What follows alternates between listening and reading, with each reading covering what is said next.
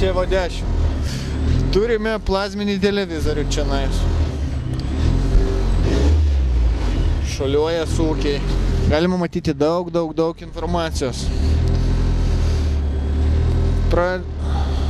Pradedant variklio apsisukimais, baigiant greičiu, maksimaliais užkaitimais temperatūrų, oro, tepalo, vandens ir panašiai.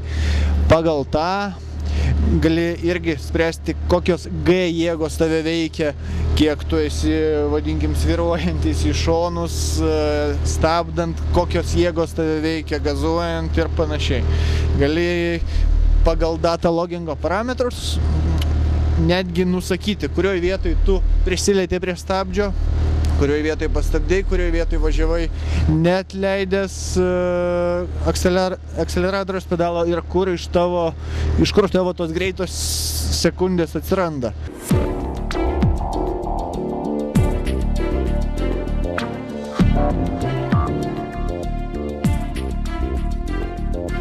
Ilgainiui aš tikiuosi jau su jais susidraugauti kaip ir su savo senu automobiliu ir važiuoti šiek tiek greičiau. Tai manau, kad man naujas iššūkis. Aš šiek tiek pasiilgau per šitus kelis metus, toks jaučiuosi šiek tiek užsisėdėjęs savo tam kieme, tokiam vadinkim, su nauju automobiliu dabar bus naujas iššūkis, galbūt naujose trasose mane galės išvysti gerbėjai, fanai. Tai, man smagu, kad aš kažką tai naują atrasiu, o ne važiuosiu tos pačius etapus, tos pačius greičio ruožus su ta pačia šiek tiek pabodusia mašina.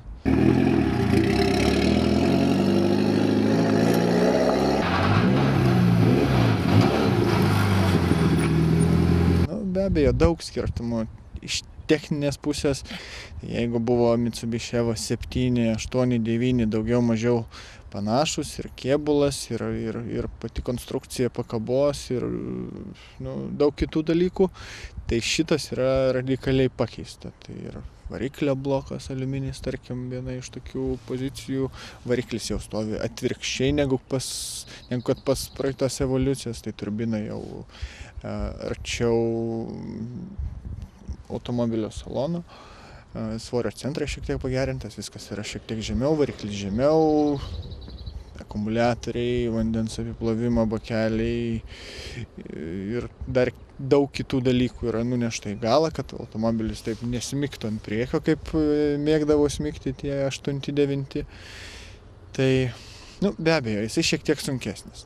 Vienas iš tų klausimų, kurie man neduoda truputį ramybės, sunkesnis, bet kiek žmonės sako ir kiek važiuoja, visi gali jausti šiek tiek didesnę galią ir šiek tiek didesnį diapazoną, platesnį diapazoną važiavimo, ką reiškia, kad tu meti pavarą ne prie 5000, tarkim, o prie 5500, kas gali lemti šiokį tokį, vadinkim, laiko gerėjimą. Tai aš tikiuosi, kad tas svorio perteklius atsipirks ir jį būtent kompensuos variklio gale.